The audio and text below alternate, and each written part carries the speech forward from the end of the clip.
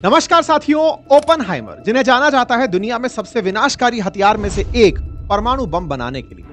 दूसरे विश्व युद्ध के दौरान जब अमेरिका ने परमाणु बम बनाने के लिए 18 जून 1942 को मैनहट्टन प्रोजेक्ट शुरू किया, तो ओपनहाइमर इस प्रोजेक्ट के सबसे जरूरी आदमी थे। ऐसा इसलिए क्योंकि लगभग 3 साल तक चले इस खुफिया प्रोजेक्ट के दौरान ओपनहाइमर की हर एक बात को सुना और माना जाता था, चाहे वो मैनहट्टन प्रोजेक्ट के लिए अमेरिकी सरकार से नए शहर बसाने की बात मनवाना हो या फिर पूरे प्रोजेक्ट की हर एक निर्णय को खुद से लेना हो। हर काम में ओपनहाइमर की भूमिका रही। साल 1943 में ओपनहाइमर को परमाणु बम के डिजाइन और निर्माण के काम करने वाली लॉस एलमोस लैब का डायरेक्टर भी बनाया गया। ओपनहाइमर कोई आर्मी ऑफिसर नहीं थे, लेकिन फिर भी उन्हें प्रोजेक्ट की साइट पर लॉजिस्टिक मैनेज करने, बिना किसी पूछताछ के जरूरी लोगों को प्रोजेक्ट से जोड़ने और साइट सिक्योरिटी की पूरी जिम्मेदारी दी गई। यही नहीं, उन्हें टॉप सीक्रेट क्लियरेंस भी दी गई, जिसकी मदद से वो परमाणु हथियारों से जुड़ी सभी गोपनीय जानकारियों के बारे में जान सकते थे। ओपनहाइमर उस टारगेट कमेटी के सदस्य भी थे जिसने जापान के उन शहरों का चयन किया जहां परमाणु बम गिराया जाना था। इन सब बातों से साफ होता है कि दूसरे विश्व युद्ध के दौरान ओपनहाइमर सिर्फ एक वैज्ञानिक नहीं थे, बल्कि वो इंसान थे जिनके बनाए हुए परमाणु बम से अमेरिका दुनिया में अपनी धाक जमा सकता था, साउथ ईस्ट एशिया में अपनी पकड़ जमा रहे जापान को घुटने पर ला सका। साथियों, एक तरफ तो ये ओपनहाइमर है जिन्हें पहले परमाणु हमले के बाद किसी नायक की तरह सम्मान दिया गया, लेकिन इसी सम्मान के लगभग 10 साल बाद अमेरिका में इस नायक को ही दुश्मन बना दिया गया। साल 1950 के बाद उनके ऊपर एक के बाद एक देश के साथ गद्दारी, अमेरिका से दुश्मनी, रूस की मदद करने और सुरक्षा संबंधी जानकारी देने के आरोप लगे।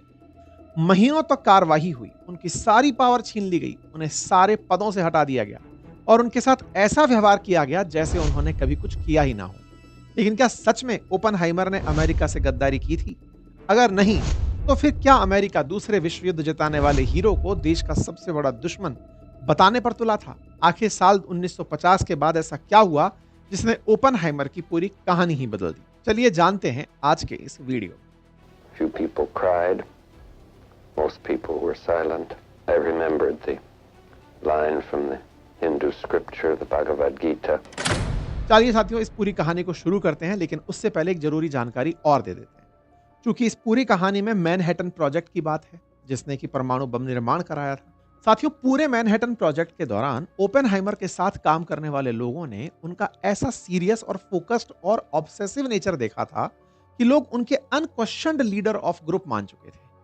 वो इस प्रोजेक्ट के लिए इतने डेडिकेटेड थे कि वो कई बार खाना, नींद छोड़कर काम कर रहे होते थे। इतने बड़े प्रोजेक्ट पर दुनिया की सबसे माइंडेड लोगों की एक साथ लाने में एक्सट्रीम प्रेशर वाले माहौल में प्रोजेक्ट को पूरा करना, ये साफ साफ दिखाता था कि उनके लिए प्रोजेक्ट कितना खास था और वो अपने प्रोफेशन के लिए कितने सीरियस थे। और ये बात हर किसी के लिए लागू होती है। अगर हम अपने प्रोफेशन को सीरियस नहीं लेते तो कभी भी हमको वैसे रिजल्ट नहीं मिलते जैसे हम चाहते हैं। अगर आप भी अपने प्रोफेशन को ज्यादा सीरियसनेस और डेडिकेशन के साथ मैनेज करना चाहते हैं, तो खुद के प्रोजेक्ट और सर्विसेज को ज्यादा से ज्यादा लोगों तक पहुंचाना चाहते हैं, तो इसमें आपकी मदद करता है ओडू। साथियों, ओडू एक ऐसा ऑल इन वन प्लेटफॉर्म है जिसमें आपको अपनी सर्विसेज और बिजनेस से जुड़ी सारी चीजों को मैनेज करने के लिए एप्स मिलते हैं। जैसे बिजनेस और सर्विस में सबसे जरूरी होता है पेमेंट और बिलिंग का काम। कई क्लाइंट ऐसे होते हैं कि अपना काम तो करवा देते हैं, पेमेंट का ठिकाना नहीं होता। और आजकल मैन्युअली बिल बनाने का जमाना नहीं है, डिजिटल बन गया है जमाना, तो बिलिंग भी डिजिटली इजी करने की जरूरत है। तो पेमेंट से जुड़ी हर एक प्रॉब्लम का सॉल्यूशन देता है ओडू का इनवॉइसिंग ऐप। इसके लिए आपको ओडू पर जाकर इनवॉइस वाले ऐप को सेलेक्ट करना है और बस कुछ स्टेप्स में आपका सारा बिलिंग का काम इजी हो जाता है। डिजिटली अपनी सर्विसेज और प्रोडक्ट से रिलेटेड इंफॉर्मेशंस को फिल करना है। इसके बाद आप जब भी किसी क्लाइंट को अपनी पुरानी सर्विस या प्रोडक्ट देते हैं, आप उससे डायरेक्टली ओडू से ही बिल भेज सकते हैं और ओडू पर ही अवेलेबल मल्टीपल पेमेंट प्रोवाइडर्स में से एक को सेलेक्ट करके अपनी पेमेंट भी ले सकते हैं। है ना इजी? साथियों, इस पूरे इनवॉइस को आप अपने हिसाब से कस्टमाइज करके और ज्यादा प्रोफेशनल भी बना सकते हो। यही नहीं, लास्ट में एक ही डैशबोर्ड पर आपको पूरी इंफॉर्मेशन भी मिल जाती है। यही सब कुछ मैनेज करना बहुत आसान होगा। तो जल्दी से जाइए मेरे दिए हुए लिंक पर, बनाइए अपनी बिलिंग की प्रोसेस को इजी। अब इस पूरी कहानी को डिटेल में समझते हैं और जानते हैं सबसे पहले मैनहट्टन प्रोजेक्ट के बारे में। साथियों, ओपनहाइमर की इस पूरी कहानी में मैनहट्टन प्रोजेक्ट का बड़ा योगदान रहा। तो इस कहानी को ठीक से समझने के लिए इस प्रोजेक्ट के बारे में जान लेना जरूरी है। अब वैसे तो मैनहट्टन प्रोजेक्ट अमेरिका में हुआ, लेकिन इसकी शुरुआत के पीछे नाजी जर्मनी का बहुत बड़ा हाथ था। वो कैसे? तो बात है दिसंबर 1938 की जर्मनी की। जर्मनी के बर्लिन में स्थित था कैसर विलियम इंस्टीट्यूट फॉर केमिस्ट्री। वहां पर एक खोज होती है जिसमें बताया गया कि नाभिकीय विखंडन की प्रक्रिया से किसी एटम का न्यूक्लियस छोटे छोटे भागों में बंट जाता है। इस प्रक्रिया के दौरान बहुत ज्यादा ऊर्जा निकलती है। साथियों, इस खोज के सामने आने के अगले ही महीने जनवरी 1939 में स्वीडन के स्टॉकहोम में इसे सिद्ध भी कर दिया गया कि हां, ये तो संभव है। और जो व्यक्ति इस खोज के पीछे मौजूद थे उनका नाम था ओटो हान, जो एक जर्मन केमिस्ट थे, और उनकी इस खोज के लिए उन्हें गॉडफादर ऑफ न्यूक्लियर फिशन भी कहा जाता था, जिसके लिए उन्हें 1944 में नोबेल पुरस्कार भी दिया गया। लेकिन ओटो हॉन की इस खोज में सबसे ज्यादा खतरनाक बात यह थी कि वो ये सब क्रूर हिटलर के शासन वाले जर्मनी में कर रहे थे। और उनकी इस खोज के कुछ महीनों बाद ही जर्मनी ने पोलैंड पर हमले के साथ ही दूसरे विश्व युद्ध की शुरुआत हो चुकी थी। ऐसे में ओटो हॉन की इस खोज से यूरोप के देशों में यह डर बैठ गया था कि अब हिटलर एटम बॉम्ब जैसा विनाशकारी हथियार तैयार कर सकता है। और इसी डर के बीच दो बड़े फिजिसिस्ट लियो सिजार्ड और यूजेन विग्नर ने अल्बर्ट आइंस्टाइन को, जो कि तब के अमेरिकी राष्ट्रपति फ्रैंकलिन डी रूजवेल्ट को चिट्ठी लिखकर जर्मनी में हुई इस खोज के बाद संभावित भयानक खतरे के बारे में बताने के लिए कहा। एक लेटर लिखा। ये जो लेटर मैं आपको स्क्रीन पर दिखा रहा हूं, ये अल्बर्ट आइंस्टाइन ने 2 अगस्त 1939 में लिखा था। साथियों, लियो सिजार्ड और यूजेन विग्नर ने, ये दोनों वो व्यक्ति थे जो हंगरी में पैदा हुए थे। इन दोनों ने ही कुछ साल तक जर्मनी में रहकर काम किया था। लेकिन जब साल 1933 में हिटलर जर्मनी का शासक बना तो ये दोनों जर्मनी से चले गए। कारण था कि इन दोनों का जन्म यहूदी परिवार में हुआ था। तीसरे व्यक्ति अल्बर्ट आइंस्टाइन तो जर्मनी में ही पैदा हुए थे और यहूदी भी थे।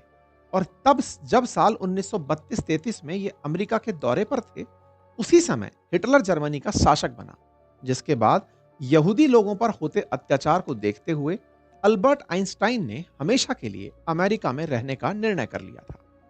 जर्मनी और यहूदी समाज से जुड़े इन तीनों व्यक्तियों ने मिलकर एटम बॉम्ब को लेकर अमेरिका के कान खड़े किए थे, क्योंकि अमेरिका के राष्ट्रपति फ्रैंकलिन डी रूजवेल्ट को जब आइंस्टाइन का पत्र मिला तो उसके तुरंत बाद अमेरिका ने यूरेनियम के लिए एडवाइजरी कमेटी बना ली, जिसने मैनहट्टन प्रोजेक्ट को शुरू करने के दरवाजे खोल दिए।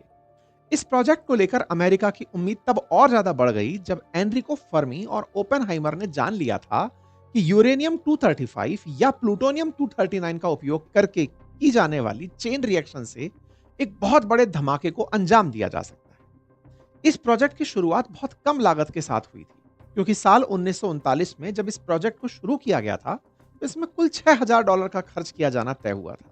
लेकिन 1945 तक, जब दुनिया का पहला परमाणु बम बन चुका था, उस प्रोजेक्ट पर $2 बिलियन से ज्यादा खर्च हो चुके थे। 1943 और 1945 2-3 सालों में सबसे ज्यादा पैसे खर्च किए गए। इसके पीछे और भी कई कारण मौजूद थे। साल 1939 के आसपास तक अमेरिका में परमाणु बम जैसे हथियार की इतनी जरूरत महसूस नहीं हो रही थी, क्योंकि विश्व युद्ध अभी शुरू हुआ ही था और स्थिति काबू में थी। लेकिन 1942 आते आते विश्व युद्ध का व्यापक प्रभाव देखने को मिल रहा था। एक तरफ जापान का इन्वेजन अमेरिका को परेशान कर रहा था, तो दूसरी तरफ लगातार ताकतवर होता सोवियत संघ अमेरिका के वर्चस्व के लिए खतरा बना हुआ था।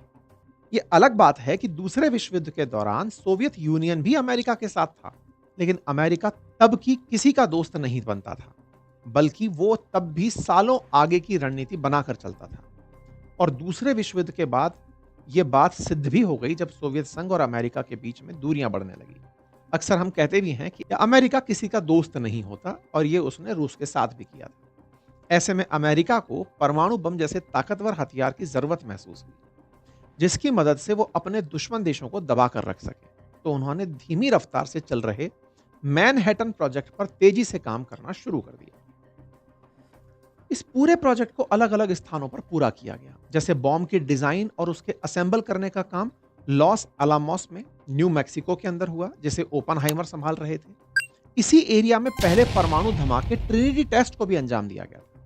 दूसरी जगह थी टेनेसी की ओक रिज, जहां पर यूरेनियम एनरिचमेंट का काम किया गया। इसी तरह वॉशिंगटन का हैनफोर्ड में लार्ज स्केल न्यूक्लियर रिएक्टर की मदद से प्लूटोनियम का प्रोडक्शन शुरू किया गया। इसके अलावा अमेरिका की अलग अलग यूनिवर्सिटीज सहित यूनाइटेड किंगडम और कनाडा से भी प्रोजेक्ट के लिए जरूरी साइंटिफिक एक्सपर्टाइज की मदद ली गई। $2 अरब का खर्च, हजारों लोगों की मेहनत और लगभग 6 साल का समय लगने के बाद 16 जुलाई 1945 सुबह 5:29 पर दुनिया के पहले परमाणु परीक्षण ट्रिनिटी टेस्ट को अंजाम दिया गया। परमाणु बम के इस सफल परीक्षण ने अमेरिका को एक ऐसी शक्ति दी थी जिससे उसे दुनिया का सबसे ताकतवर देश बना दिया। ऐसा इसलिए क्योंकि ट्रिनिटी टेस्ट के ठीक 21 दिन बाद 6 अगस्त और फिर 9 अगस्त 1945 को जब जापान के हिरोशिमा और नागासाकी पर अमेरिका का परमाणु बम गिरा, इन बमों ने गिरने के बाद अमेरिका के लिए सब कुछ बदल दिया। जापान ने अपने घुटने टेक दिए। कुछ सालों के लिए सही, सोवियत संघ भी अमेरिका के सामने कमजोर पड़ गया। परमाणु बम की सफलता ने ओपनहाइमर को अमेरिका का नायक बना दिया, लेकिन उसके मन में कुछ और ही चल रहा था। हिरोशिमा और नागासाकी में हुई तबाही को देखने के बाद ओपनहाइमर परमाणु हथियारों के निर्माण के विरोध में आ गए थे। उन्होंने अमेरिका से परमाणु हथियारों के उपयोग पर प्रतिबंध लगाने तक की बात कह दी। ओपनहाइमर अपने परमाणु बम के आविष्कार से इतने दुखी हो गए थे कि जापान पर हुए हमले के 2 महीने बाद उन्होंने एक मीटिंग में अमेरिकी राष्ट्रपति हेनरी ट्रूमैन के सामने रोते हुए कहा था कि मेरे हाथ खून से रंगे हैं। साथियों, ये सारी बातें दर्शाती हैं कि परमाणु बम से हुई तबाही के बाद वो मानसिक रूप से स्वस्थ नहीं थे, बहुत दुखी महसूस कर रहे थे। इसलिए वो परमाणु हथियारों के विरोध में भी आ गए थे। लेकिन उन्हें क्या पता था, उनका परमाणु बम का जो आविष्कार है और फिर इसका विरोध, दोनों ही चीजें उनकी कल्पना के विपरीत परिणाम लाने वाली थी। ऐसा क्यों कह रहा हूं? ओपनहाइमर जब बम बना रहे थे तब उन्हें इस बात का अंदाजा नहीं था कि इसका उपयोग कर लिया जाएगा। वो बिल्कुल वैसे ही जैसे आज भारत कहता है कि हमारे पास परमाणु बम है, लेकिन इसकी वजह से शांति रहेगी, इसे उपयोग में नहीं लाया जाएगा। उन्होंने भी यही सोचा कि अमेरिका इसका उपयोग शांति स्थापित करने के लिए करेगा। मतलब इसका उद्देश्य ये नहीं होगा कि इसको गिराकर किसी को मारकर दिखाना पड़े कि देखो साहब परमाणु बम क्या होता है। पहली बात तो यही थी। दूसरी बात, ओपनहाइमर का मानना था जब अमेरिका ने हिरोशिमा पर बम गिरा ही दिया तो वो नागासाकी पर नहीं गिराएगा। मतलब एक शहर पर अगर नागासाकी पर गिरा दिया तो हिरोशिमा पर नहीं गिराएगा। तो एक तरह से 2 दिन में जो अलग अलग बम गिरे थे उनमें से वो पहले दिन के लिए प्रिपेयर हो भी गए तो दूसरे के लिए प्रिपेयर नहीं थे। तीसरे के बारे में कहा जाता है कि उन्हें इस बात का तो कतई अंदाजा नहीं था कि उनके बम बनाते ही सोवियत संघ इस बम को बनाने की होड़ में जुट जाएगा। ऐसे में उनके सामने ये सारी घटनाएं जो हो रही थी, ये उन्हें इस दर्द में ले गई कि इस घटना को अंजाम देकर, बम बनाने की घटना को अंजाम देकर, बिल्कुल वैसे जैसे अल्फ्रेड नोबेल के साथ डायनामाइट के खोज के बाद हुआ था ना, वो भी तो इस बात से परेशान हुआ था कि मैंने तो बम, ये डायनामाइट बनाया था माइंस को खोदने के लिए, लेकिन इसका उपयोग हो रहा है बम बनाने के लिए। न्यूक्लियर बम एक बार में ही दुनिया में शांति ले आएगा, लेकिन हुआ क्या? न्यूक्लियर बम का उपयोग हो चुका था, लाखों लोगों की जान जा चुकी थी। इस बात से वो मन ही मन बहुत व्यथित रहने लगे। ओपनहाइमर निराश रहने लगे, दुनिया में शांति बनाने की बातें करने लगे, दुनिया में हथियारों की होड़ ना हो इसके लिए वो लोगों को समझाने लगे। ओपनहाइमर परमाणु बम के उपयोग और निर्माण के विरोध में आ गए। उनके विरोध के चलते अमेरिका का प्रशासन कुछ खास प्रतिक्रिया नहीं दे रहा था। उन्होंने ओपनहाइमर का सम्मान और दूसरे कामों की जिम्मेदारी दे दी। 1946 में ओपनहाइमर को मेडल ऑफ मेरिट दे दिया। 1947 में उन्हें यूएस एटॉमिक एनर्जी कमीशन का जनरल एडवाइजरी कमेटी का चेयरमैन बना दिया। लेकिन ओपनहाइमर परमाणु हथियारों के निर्माण और उनके उपयोग का विरोध करते रहे। लेकिन इसी बीच में एक और खबर पड़ती है, और वो ये कि जो सोवियत संघ जो अमेरिका से हथियार बनाने की होड़ कर रहा था कि वो भी परमाणु बम बनाएगा, उसने 29 अगस्त 1949 में कजाकिस्तान की टेस्ट साइट सेमा पालंटिस्क नामक स्थान पर अपने पहले परमाणु बम का परीक्षण कर लिया। अमेरिका की इससे बेचैनी बढ़ गई, हथियारों की होड़ और बढ़ने लगी कि परमाणु बम का तोड़ तो सोवियत संघ भी बना लिया। पूंजीवादी अमेरिका साम्यवादी सोवियत संघ से डरने लगा। फिर धीरे धीरे अमेरिका को लगने लगा कि उसके हथियार की जो मोनोपोली थी वो खत्म हो रही है, एक अधिकार था वो खत्म हो रहा है, तो अब इससे भी ज्यादा विनाशकारी हथियार बनाया जाए। परमाणु बम से ज्यादा, लगभग 1000 गुना ज्यादा खतरनाक था हाइड्रोजन बम, और इसके लिए लुइस स्ट्रॉस नाम के व्यक्ति, जो कि उस समय यूएस एटॉमिक एनर्जी कमीशन के 5 कमिश्नर्स में से एक थे, उन्होंने हाइड्रोजन बम की परिकल्पना दे दी। लुईस स्ट्रॉस ने कहा कि वो हाइड्रोजन बम बनाना चाहते हैं जो कि जापान में गिरे परमाणु बम से लगभग 1000 गुना ज्यादा हानिकारक होगा। ओपेनहाइमर इसके विरोध में खड़े हो गए और उन्होंने कहा कि नहीं, परमाणु बम से ही इतनी दिक्कतें हो चुकी हैं, हाइड्रोजन बम दुनिया को तबाह कर देगा। लेकिन लुईस स्ट्रॉस ने उस समय के अमेरिकी राष्ट्रपति हैरी ट्रूमैन को अपने पक्ष में कर लिया। ट्रूमैन ने 31 जनवरी 1950 को सार्वजनिक रूप से हाइड्रोजन बम विकसित करने की घोषणा कर दी। इस घोषणा के लगभग 3 साल बाद ही अमेरिका ने 1952 में पैसिफिक ओशन के अंदर हाइड्रोजन बम का परीक्षण कर लिया। ये इतना खतरनाक था कि इससे निकली हुई ऊर्जा से पूरा एक द्वीप वाष्प में बदल गया। वहां 1 मील से भी अधिक चौड़ा गड्ढा बन गया। अमेरिका ये सब मोनोपोली करने के लिए कर रहा था, लेकिन ये ज्यादा दिन तक नहीं चल पाया। कारण ये कि 10 महीने बाद ही 12 अगस्त 1953 को सोवियत संघ ने भी अपना पहला हाइड्रोजन बम का परीक्षण कर लिया। और इससे ज्यादा चौंकाने वाली बात यह थी कि जिस समय अमेरिका न्यूक्लियर बम के निर्माण में लगा था, सोवियत संघ 1946 से हाइड्रोजन बम के निर्माण में लगा हुआ था। यानी कि अमेरिका एक तरफ हाइड्रोजन बम को लेकर चल रहा था, वहीं पर सोवियत संघ परमाणु और हाइड्रोजन बम को एक साथ लेकर चल रहा था। इस पूरी कहानी में अमेरिका और सोवियत संघ की खींचतान में ओपेनहाइमर अंदर ही अंदर व्यथित हो रहे थे और उनका मानना था कि हाइड्रोजन बम नहीं बनना चाहिए। लेकिन इस लड़ाई में 2 व्यक्तियों की लड़ाई सामने उजागर हो गई, ओपेनहाइमर वर्सेस लुईस स्ट्रॉस, परमाणु बम वाले और हाइड्रोजन बम वाले। लुईस स्ट्रॉस ने ओपेनहाइमर को नीचा दिखाने के प्रयास शुरू किए। ओपेनहाइमर से उस बदले को लेने का प्रयास किया जो कभी उन्होंने लुईस स्ट्रॉस को नीचा दिखा के किया था। इस बात का फायदा उठाते हुए लुईस स्ट्रॉस ने वो तमाम हथकंडे अपनाए जिससे ओपेनहाइमर को उनके अतीत के लिए पनिश किया जा सके, उनकी देशभक्ति पर सवाल उठाए जा सके, उनको विदेशी एजेंट बताया जा सके। और इस बात को करने के लिए लुईस स्ट्रॉस ने 1930 के किसी पुराने घटनाक्रम को बाहर निकाला, जिसमें ओपेनहाइमर की पत्नी किटी, उनके भाई फ्रैंक और उनकी प्रेमिका जीन टैकलॉक, इन तीनों को अमेरिका के अंदर कम्युनिस्ट पार्टी का सदस्य बताया गया। अमेरिका में भी बहुत से ऐसे लोग थे जो साम्यवाद के समर्थक थे।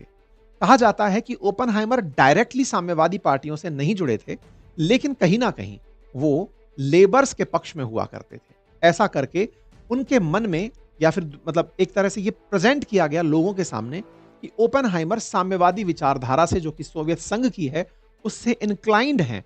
ये लुईस स्ट्रॉस ने मीडिया को अपने पक्ष में करके, ट्रूमैन को अपने पक्ष में करके 2 लोगों के सामने एक्सपोज करना शुरू किया। कहा कि ओपेनहाइमर अपनी साल की 3% कमाई उन जगहों पर दान करते हैं जो कि इस तरह से लोगों को सपोर्ट करती हैं।